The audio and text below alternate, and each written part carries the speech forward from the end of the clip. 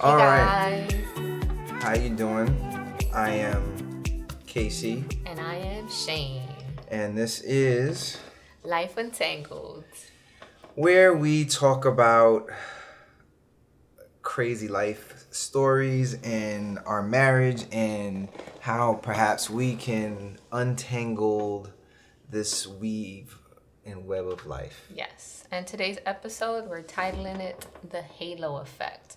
Basically, how to untrain your mind about marriage and what you're taught from the time you were a child. Correct. So, prior to seeing us, I attached a video that my daughter and I directed on a scenario that actually has happened, and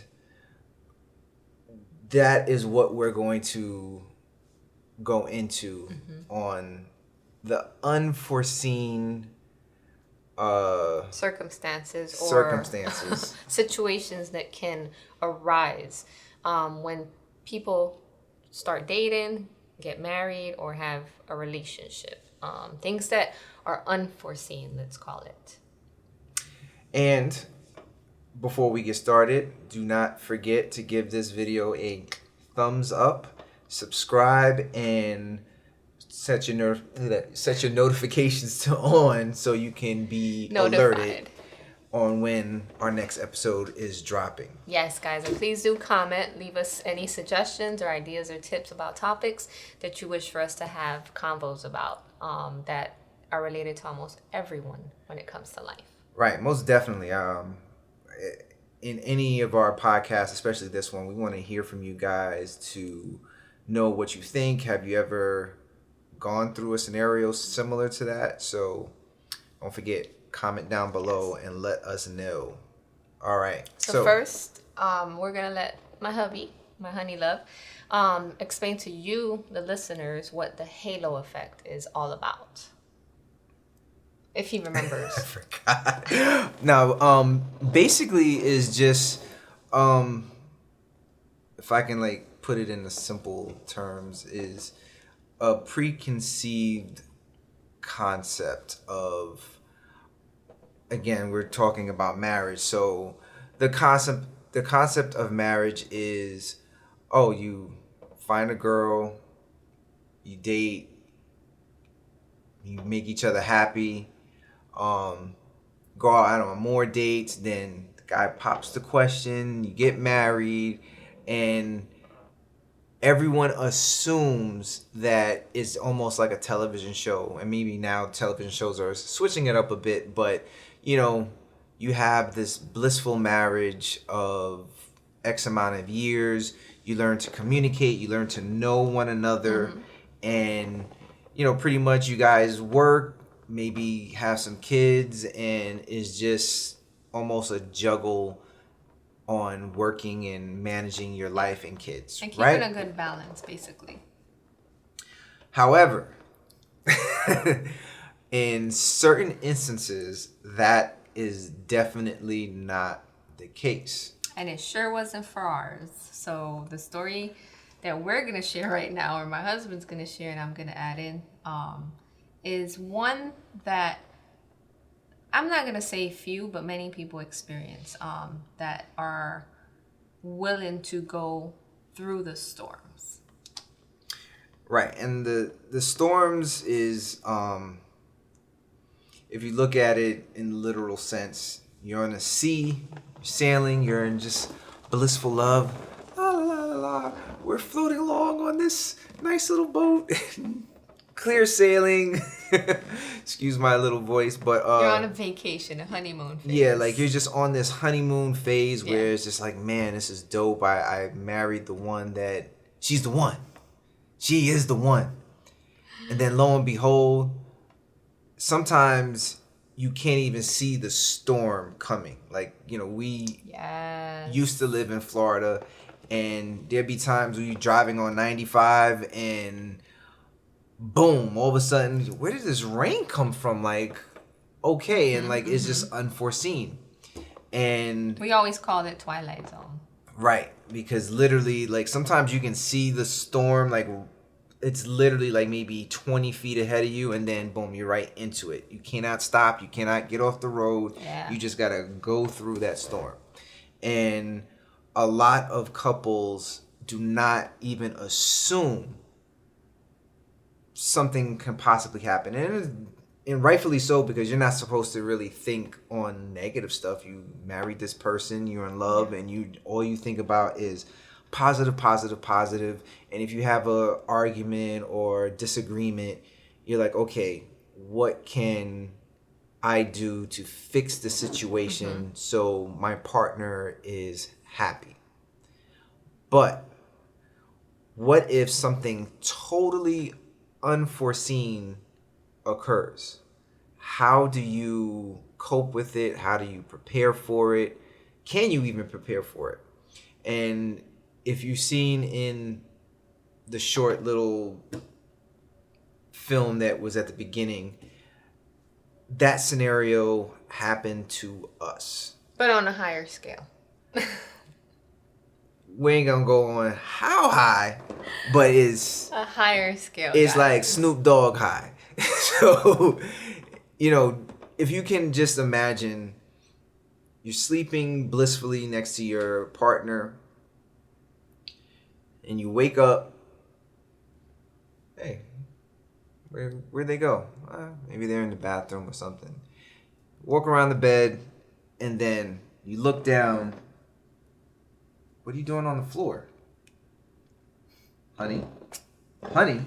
He's basically trying to say I blacked out.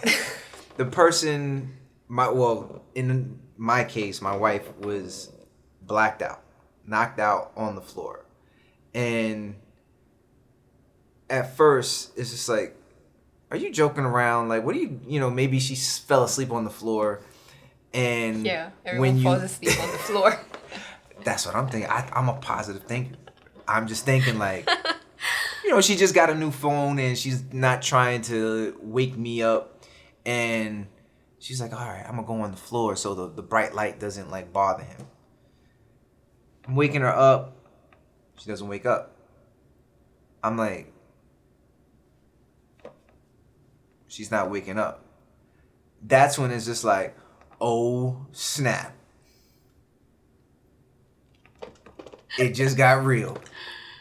And in the exact moment, for me at least, time just slowed down. I had to process everything quickly to move on to the next step. Oh, and by the way, you're going to take it out of my mouth. Our kids were in the room. Watching the entire time. So if you can imagine, I'm like, all right, my wife is in my arms. Half gone. And I'm just like, wake up, are you okay? No, he didn't do it like that. No, I did do it like that. And then my daughter wakes up, and then she's just like, what happened with mommy? I'm like, mommy's okay. Yeah. And mind you, our kids were 3 years old and 6 going on 7. So I'm like, shh, don't wake up your brother. Why did I say that? Oh, brother! I'm like, okay, all right. So both of the kids are up. I'm trying to wake up my wife, and she's not waking up. She's waking up slightly slurred, and I'm like, are you okay? How do you feel? And she was pretty much semi-conscious. So what's a brother to do? Long story short, we're not going to get into the exact detail. Maybe that might be for another video. Or we'll put the description link to my YouTube page where you can actually hear the story where I break it down. Yeah, she breaks it down even further. And the scenario that you seen at the beginning, it happened again.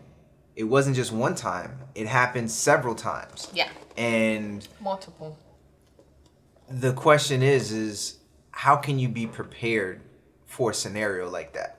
Because a lot of marriages, married people just, they don't think about it. Like, they don't think that What if my wife or my husband caught a stroke or a heart attack or Got into a car accident. Yeah, in the midst of it all, things happen and there's occurrences where you're not prepared. You're not even, it's not like parents tell you, oh, when you grow up, you have to be prepared not just for a blissful marriage, but for a marriage where you have to be prepared for almost anything. And we're not told that, as children growing up. Right. And I think when you get married, you got people, and I'm going to speak for myself, you're so in love. You kind of like, all right, hurry up, go through rich or poor, signals to hell. Yeah, all right, let me kiss. And you're just not thinking of the sickness and in health. And that is instrumental in really, I'm not going to say loving your partner or your wife, but people don't assume like, oh, she's never gonna, nothing happen. And you see it sometimes in like Grey's Anatomy or sitcom shows or something, but when it happens to you, happen to me. It's just like, okay. Now, going back to the scenario, I'm always a very positive thinker. I'm an optimist to the core. Mm-hmm. And I'm thinking, all right, I don't know what this is. We're going to get past it. My wife, super strong athlete, track runner, can squat and leg press like 400 pounds and stuff. Oh, she going to get through this. Year 1 goes by. She's getting a little bit better. Year 2, same. Year 3, she's even better. Year 3.5, setback. And it's just like, yeah, okay. And even now, till this day, like, we still don't really even have a diagnosis, right? And this is in no way a shot or disrespect to doctors, but a lot of the doctors don't know what they're doing. Every person who goes to a doctor is literally an experiment. Yeah. Because no human being is exactly the same. So they hear the symptoms and they go through their mental Rolodex. It's like, okay, it's hitting this. Okay, well, we're going to prescribe to you some sort of medication. And usually here's the medication, the effect, yeah. And you take it for a week, amount of time, weeks, months. You monitor yourself, and it either makes you better or worse. And you have these crazy, for many people, especially if you're petite like myself, what they prescribe, say to him for a stroke or for a gut issue, mm-hmm. is the same amount of prescription that they're prescribing to me, who's I'm more than half less than your weight, like.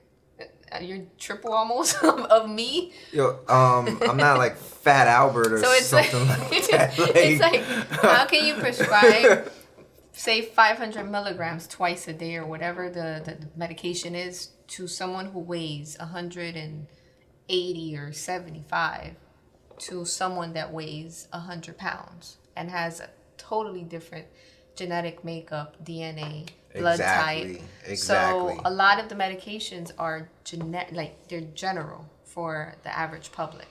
And what I may get in side effects that can put me back worse, his body may not get at all. He might take the medication and be like, it didn't do me anything. Exactly. And that goes with pretty much the entire population. No two persons are alike. Even if you're a twin, yeah, there's always going to be something genetically different. Yeah.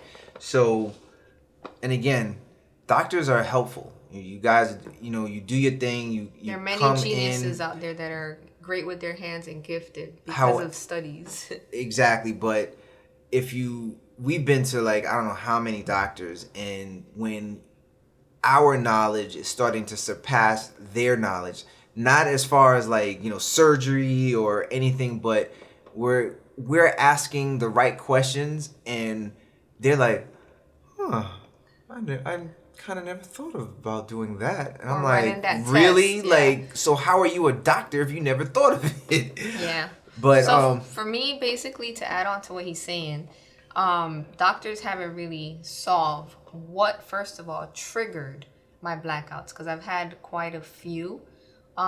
So we had to be the ones to start being our own doctor. So I've sought out functional medicine doctors, naturopathic, holistic, and those have helped. Acupuncturists, Atlas chiropractors that work on the Atlas, which is the back portion of where the spine and the neck connect and how it controls the vertebrae and the nerve endings. But that's all through research and through studies and videos and YouTube and XYZ. But like he said, doctors don't have training per se in nutrition or in detoxing a body when necessary, in order to find the root cause of the problem. Sometimes it could be something as crazy as a parasitic infection.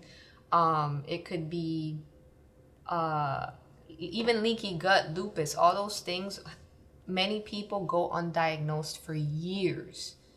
And that's detrimental to people's health, to their minds, to their lifestyle, especially if you have kids and you thought you were here at your best optimal self, and now you're here and you're kind of like being misdiagnosed. That's kind of what we're going through, which is why we brought up, the halo effect. Right. So when we first got married, it's not like it was like, you know what? There may be a scenario where you or I may just black out. Yeah. Like no one talks about that. But I think the key thing is, first and foremost, trying to put yourself in your partner's or your wife or your husband's yes, shoes. good point. I was going to say, because being understanding, compassionate, and dedication is key, which I'm sure he's going to turn to in a few minutes. Yeah, like you have to be, and we call him in our family, the kids and I, our kiddos, we call him Thor for us, because in any relationship, it's a give and take. But in marriage, it really, really, really, if you listen to the lines, it is sickness, through health, through everything. Right. And dedication is the fundamental thing, and compassion between any partnership. Yep. I feel his weight when he has to lift me or carry me to the bathroom because my right side isn't functioning, or because I feel like limp and I can't feel my body, or whatever symptomatic reaction I'm having. And then the weight of your children. So we have to be able to carry a a load. It's overwhelming, but you have to be able to understand the next person's shoe. And that is key also to survival, I would call it. Survival in your marriage, and being able to propel into the next step or the next season that, is in store for you, that God has for you. Yeah, and I really think just, I'm going to speak to the men. I'm from New York, from the Bronx, and we're not really empathetic. We actually are pretty the Crudes. If you guys ever seen the Crudes. Because, and again, it's just, I'm just going to speak from people who are New Yorkers or who grew up in a certain era between the 80s and the 90s. It was the Wild Wild West. Yeah. And growing up as a 14-year-old, 13-year-old, we are exposed to many, I'm not going to even say adult-like, it's like rated R, rated X-like situations on a constant basis, and it just desensitizes the mind. And one story is my friends that I went to high school with, we were going on the 6 train, and beautiful girl, we knew her in school, she's arguing with some other girls, and the next thing you know, slice her face, and all of this is like blood was everywhere. And excuse me. And it just, you see certain things like that, and that's just one scenario. I've seen, my friends seen, a lot of my friends from the Bronx and from New York, from Brooklyn, Queens, Shaolin, everywhere. We've seen so much stuff where it's just like, all right, we just Yeah, like we it doesn't faze it just you. doesn't phase us. Yeah. So my wife had to teach me, and I had to be willing to learn to be more empathetic. And it was a blessing that she was teaching me that before this thing happened. And even during this incident, I still was like, okay, well, I'm not quite understanding. And I literally had to put my mind and my body Yeah, it's into a mental her capacity. shoes and try to understand, man, what is it like to be almost paralyzed in noise and smells, and everything is just attacking you, and you wanting to do more, but you can't. So I had to put myself into that situation, and I encourage a lot of men, if your wife, fiance, anything can happen. And if you really, really love this person, you have to be able to empathize with them and say, okay, I'm going to pretend I'm you and just feel what you're feeling, so I can kind of get, you're not going to really understand, but at least you can have, it's like, okay, she's doing her best. She's trying, so I have to try harder. Because, everyone, I know a lot of people go through scenarios and stuff, and, my wife's cousin hurt himself really bad. Not purposely. Things just happen. Regular vacation, And ski trip. he He was worse like than this. Hello, death? No, I mean, I'm just making sure you still there, but I want to stay on this side. It's true. And he had to rebuild himself. And, he was a super inspiration, because I'm like, man, all right, man, he could do it. Like, I can bear down and shoulder this weight. And mind you, it's hopefully we could have him on the podcast, because he lives in Australia, so we could make it happen through video. I will talk to him about that, because that's a great perspective, because like my husband shared, their story is very similar to ours, except it's the other way around. Correct. And I would say that my husband and his wife, meaning my cousin's wife, they connect more on the amount of weight they have had to carry, and how you have those feelings and those momentums where you're just like, what is going on? What am I going to do? What's the next step? How am I going to handle this? For me, I became semi-paralyzed because of my function kind of shutting down on me. And we're discovering along the way there was a combination of things happening. But for my cousin, it was literally just a ski trip. And that one ski trip, he slipped and hit his head. And he had on a helmet on the ski trip in Japan. And it left him literally, like my husband said, at death's door. That's the only way I could describe it to you guys. He was he was airlifted to the Japanese hospital, and he had to stay there for 6 months, was it 7 months?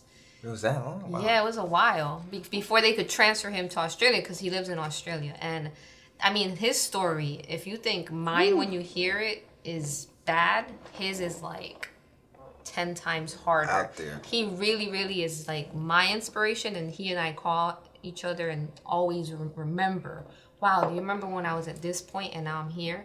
And we both have our moments where we have setbacks, but we keep saying, you know what? It's a setback, but we're going to be okay, because we're overcomers, we're fighters. We're going to push forward, propel forward, because God didn't bring us this far for us to just be like, I'm just going to throw the towel in. When we have people that love us and are supporting us and are pushing us at our worst, because I mean, I've been at my worst, which is why I have even short hair. I had to cut all of my hair off, because many of you who know me from high school, from college, I always had long, thick hair, and it got to the point for me where I was bedridden in California that I didn't even want my husband having extra weight to have to comb my hair, wash my hair.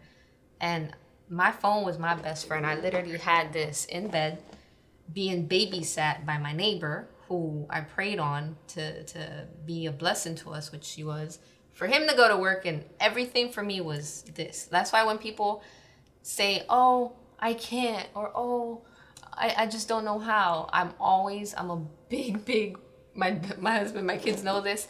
I am a big believer in don't make an excuse, because if you have a phone and it has service, you can do everything almost from your phone.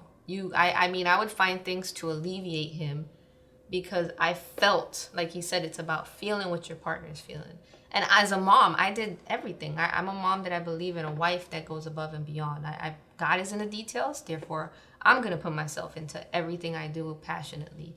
So I would find apps to like do our laundry just to alleviate him, to do our groceries. And this was before the whole crisis thing going on now that everyone's like, you know, sharing with each other, oh, have you heard of Instacart or Boxed or whatever app to do grocery shopping. I would find even apps for a masseuse to come and give me a massage for my muscles to function and for my blood flow, so that when he got home from work, he didn't have to say, what does my wife need? Even though my husband has a grandiose heart and is loving and giving, I also had to put myself in his shoe and perspective, because I know the weight of serving others and of opening up yourself and giving. It depletes you. That's another thing that you're not told when you're stepping into a marriage or a unionship. When you become one, devotional love, I think is what I would call it, means you're pouring your all into it. Meaning, I have to understand his perspective on how he feels as a man in order for him to also reciprocate and understand what I'm going through. Those are elements and keys that I would say not very many kids growing up understand, because not every parent is going to sit down and say, you know what, son, you know, with a woman, you have to be sensitive and you have to understand. They're more empathetic. Like, it's rare you hear a conversation like that with a father and son. It's more like, oh yeah, you got her. Well, I know one thing. I do want to learn how to cut your hair. We'll leave that for another episode. Let's see what you guys say. Should he give me my next haircut? Because honestly, it takes me like 2 to 3 days to even do this, and I'm not even complete. I just cut my hair. I've been thinking more like of 2 days ago. of a Shaka Khan look, like, you know, hair maybe like, you know, Raggedy Ann type. No. I don't think so. Right. Well, we can keep going and going about what happened, but for this episode, there are a lot of unforeseen roller coasters in good word. That's a good way to describe in marriage, and understanding and communication and the normal spiel is key. But what happens when God calls an audible and changes everything just like that? How do you adapt to it? And the key to adaptation is empathy and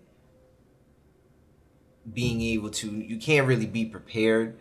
You just have to be able to think on your quick. Keep moving on your toes, yeah. Like, you know, if Michael Jordan, he just finished playing that documentary, but if he's being triple teamed, he's just like figuring out like, okay, I can't go this way, I can't go that way, I can't go, what if I shake and bake and go to, that's pretty much exactly the scenario, and you have to do it in lightning speed to be able to literally save a life. Yeah. And not only save a life, nourish that person to become healthy again, physically and mentally.